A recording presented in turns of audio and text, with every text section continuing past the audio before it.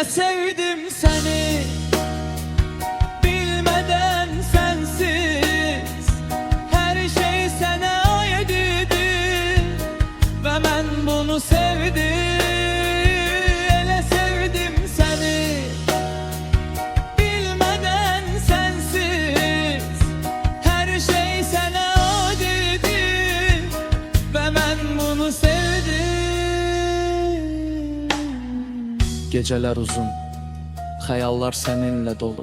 Sənin yoxluğunla ulduzları saydım. Ümidim səni çağırdı səssizcə. Mən bilmədən hər misrada səni tapdım. Şeir yazdım, musiqi səni çağırdı. Hər sətir sənə aid idi, hər söz səndən doğdu. Kitablar açdım, səhifələrdə qoxum vardı. Hər cümlə sənsiz başladı, hər sətir səni bitirdi. Elə sevdim səni, bilmeden sensiz. Her şey sənə aid idi ve ben bunu sevdim. Elə sevdim səni, bilmeden sensiz. Her şey sənə aid idi ve ben bunu sevdim.